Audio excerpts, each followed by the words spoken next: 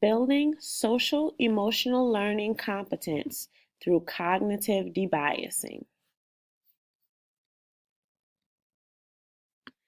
What is social emotional learning? Social and emotional learning, SEL for short, is the process through which children and adults acquire and effectively apply the knowledge, attitudes, and skills necessary to understand and manage emotions, set and achieve positive goals, feel and show empathy for others, establish and maintain positive relationships, and make responsible decisions.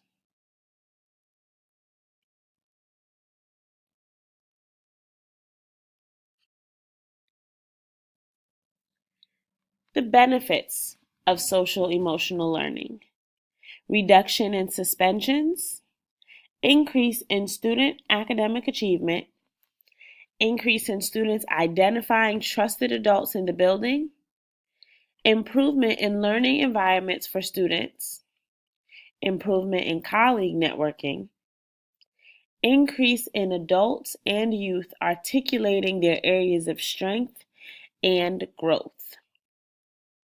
So the 5 parts of social emotional learning are self-awareness, recognizing one's emotions and values as well as one's strengths and challenges. Self-management, managing emotions and behaviors to achieve one's goals. Social awareness, showing understanding and empathy for others.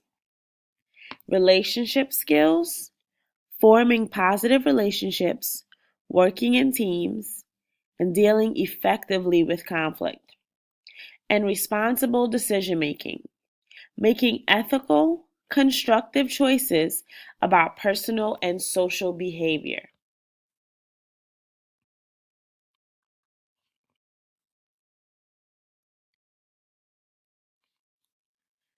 So, before we get into some of the biases that we have, let's talk about discretionary spaces. So, a discretionary space is the time someone, for example, a teacher in our case, takes to make a decision on what to do.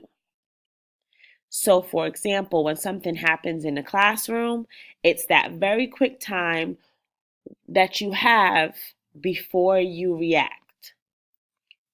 Sometimes, when we only have a short amount of time to make a decision, we are influenced by cognitive biases. Cognitive biases are systematic errors in thinking. There are 3 main types of biases. Unconscious bias.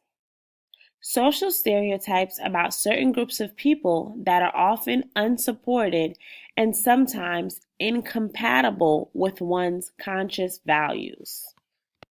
Confirmation bias. The tendency to interpret new evidence as confirmation of one's existing beliefs or theories. And self-serving bias. Any cognitive or perceptual process that is distorted by the need to maintain and enhance self-esteem, or the tendency to perceive oneself in an overly favorable manner.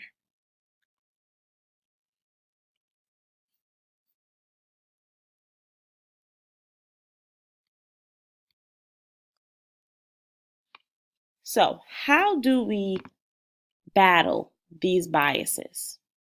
How do we reason and debias ourselves? So, a student displays a particular behavior, and then we process that information. There are 2 ways we can process that information. If we process it quickly, we're more prone to bias. We make automatic assumptions.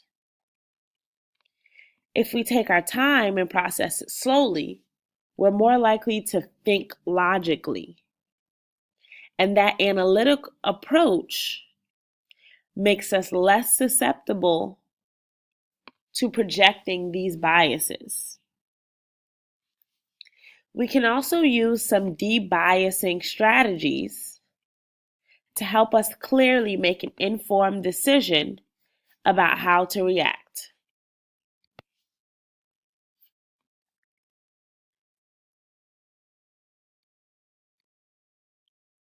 Reflection.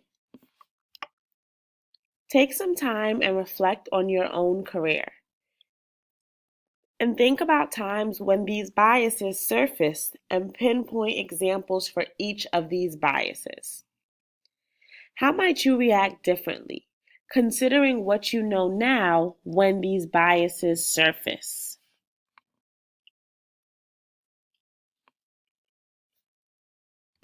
Now let's take a look at some cognitive debiasing strategies. Although we focused on teachers and classrooms, biases exist at all levels of our relationships. Administrators to teachers, counselors to teachers, teachers to students, etc. So here are some strategies to deal with cognitive biases. Being mindful of your behavior towards others, flipping it, and stop, breathe, think, and act. So let's go over what each of these strategies are. Being mindful of your behaviors towards others. Did you know that the average teacher spends 2/3 of their time talking to male students? Now, I'm sure this is not purposeful, but our unconscious mind pays more attention to our male students. A few other unconscious biases that we have are that Black children are seen as less innocent and more aggressive. Black girls are disproportionately punished for being assertive in school settings. And Latinos are the least educated in the U.S. Now, that doesn't mean that these thoughts about Black children being more aggressive or Latinos being the least educated are true, but that's our hardwiring, our unconscious bias. So when we react quickly, those are the snap judgments that we make. Flipping it. When you're confronted with a situation, stop and think. Would I think the same thing if the situations were different? For example, if a man is assertive, driven, strong, and takes charge, he is considered to be a good leader. But if a woman possesses the same skills, she is seen as bossy or domineering. Same skills, presented in the same way, but they're looked at differently based on the gender of the person who's displaying those skills. And the last strategy is to stop, breathe, and think before you act.